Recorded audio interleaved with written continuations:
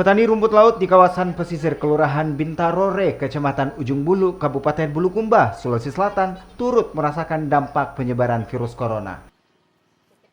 Harga rumput laut yang selama ini menjadi sumber penghasilan mereka turun drastis. Menurut petani, anjloknya harga rumput laut terjadi sejak sebulan terakhir. Permintaan rumput laut dari pengusaha Tiongkok terhenti, yang kemudian memicu turunnya harga rumput laut hingga 300%.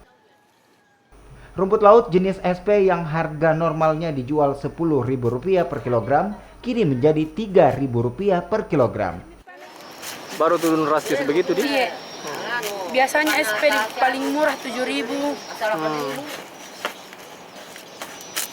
Kalau normal harganya berapa, Bu? 9.000, 10.000. Dijual rugi berarti? Iya. Selain rumput laut SP, rumput laut jenis katonik di Bulukumba juga anjlok. Jika sebelumnya dijual Rp23.000 per kilogram, kini menjadi Rp15.000 per kilogram. Kendati menanggung rugi, petani mengaku tetap menjual rumput laut untuk memenuhi kebutuhan sehari-hari dan mengganti sebagian biaya produksi yang sudah dikeluarkan. Apa katanya? Sampai turun begitu? Karena tutup perusahaan bilang.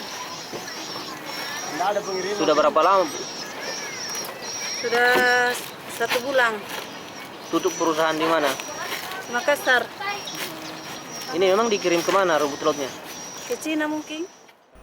Budidaya rumput laut merupakan mata pencaharian utama warga yang bermukim di kawasan pesisir Kecamatan Ujung Bulu, Bulukumba.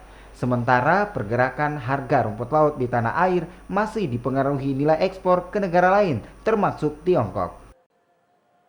Muhammad Salih, Kompas TV, Bulukumba, Sulawesi Selatan.